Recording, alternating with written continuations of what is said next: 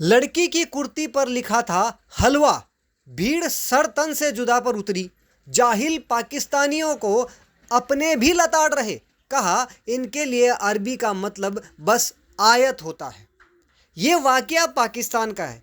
यहाँ एक लड़की की कुर्ती प्रिंटेड थी जिस पे अरबी में हलवा हलवा लिखा हुआ था, लेकिन ये जो जाहिल लोग थे वहाँ के पाकिस्तान के, कौन जाहिल ये आप समझ सकते हैं, बताने की बिल्कुल क्लियरली तो आवश्यकता है नहीं। इन जाहिलों को लगा कि उस कुर्ती पर कोई कुरान की आयत लिखी है और उन्होंने इस निंदा इसे बताते हुए सरतन से जुदा के नारे लगाने लगे। अब आप समझ सकते हैं ये कितने जाहिल, कितने नीच हैं और ये केवल अवसर की प्रतीक्षा करते हैं, केवल अवसर की। इतना गंदा घटिया कट्टरपंथ इनके दिमाग में भरा हुआ है कि एक छोटा सा अवसर मिले और सरतन से जुदा के नारे लगाते हुए दौड़ पड़े।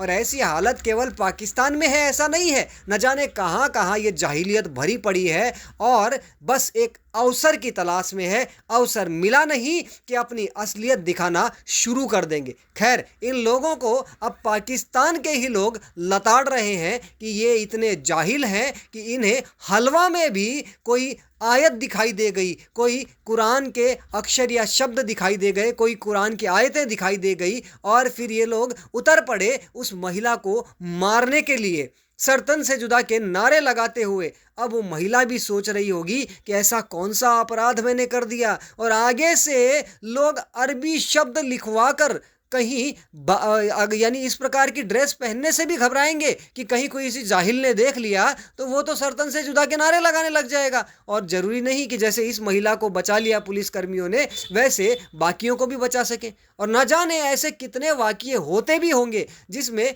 केवल इन लोगों को दिमाग में गंदगी भरी जाती होगी, फितूर भरा जाता होगा और निकल जाते होंगे घरों से भीड़ बनाकर लोगों को परेशान करने के लिए, लोगों को मारने की चाहत के साथ। ये एक वास्तव में बहुत ही महत्वपूर्ण बात है इन जाहिलों की जाहिलियत को समझने के लिए।